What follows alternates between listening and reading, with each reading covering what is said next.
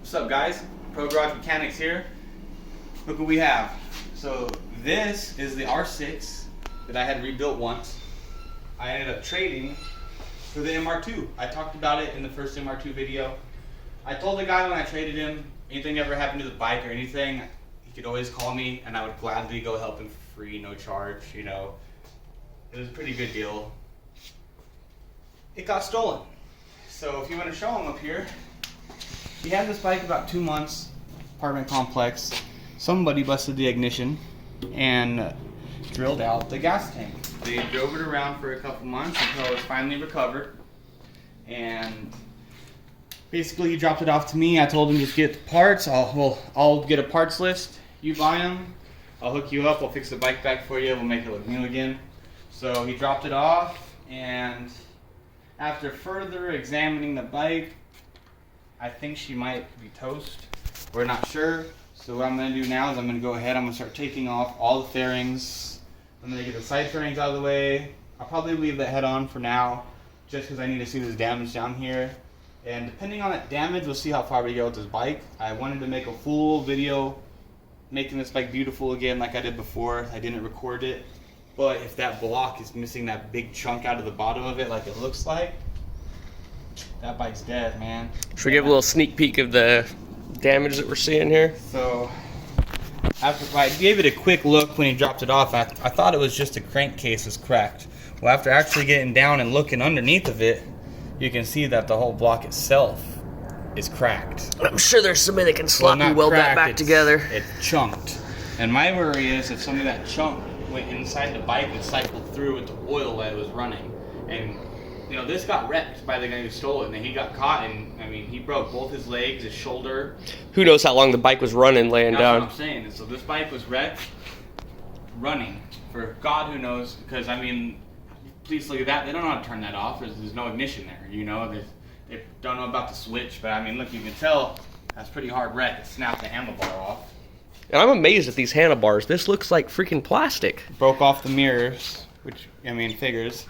This bike didn't have frame sliders on it.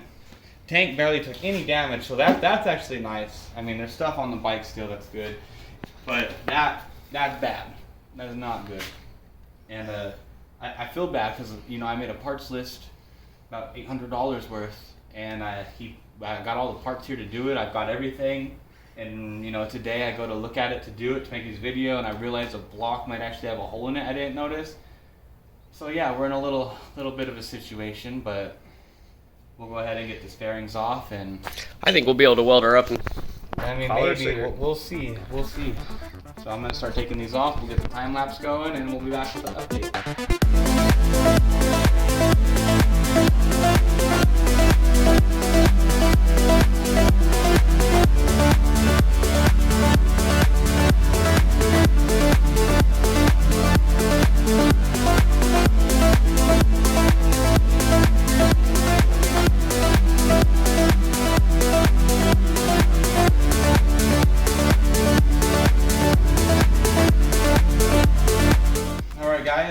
We pulled off, well, I pulled off most of the fairings so far over here. They're not bad.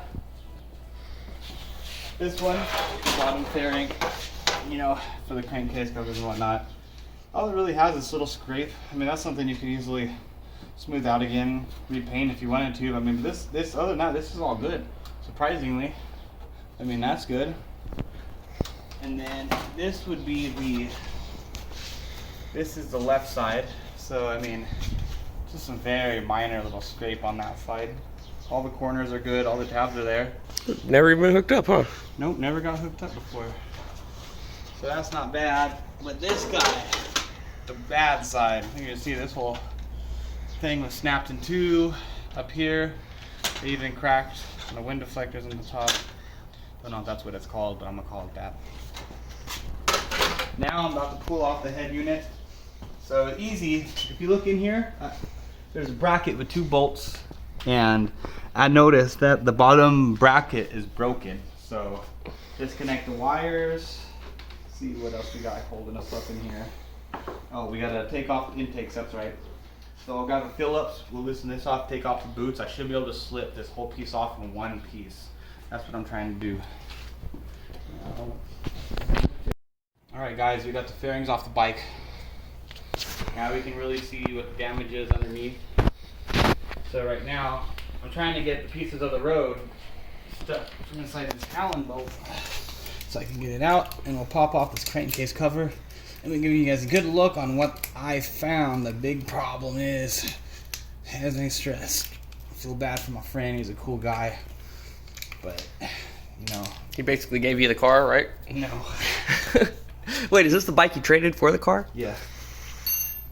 Traded this bike, great, perfect condition, for the MR2 with no motor or transmission in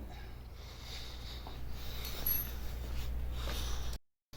Alright guys, got the crankcase bolts off. I'm gonna pull it back and see, this is busted bad. Alright, I thought that was the only damage, because see the lip here? I figured that was the gap I was seeing. I get the fairings off and look at that. That's not good. That's bad. That's really bad. Don't know what we can do about that. I try to figure something out, see what we can, but I think it can be welded up, personally. It might not be perfect, but it'll work. It'll hold oil. maybe.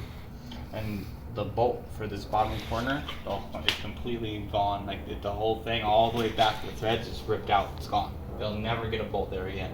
That's what worries me, is that will leak every time. You can weld it up. If you don't have a bolt in that corner, it's going to leak. It's always going to leak. Somebody with some skills can weld it and tap it, I think. Hopefully.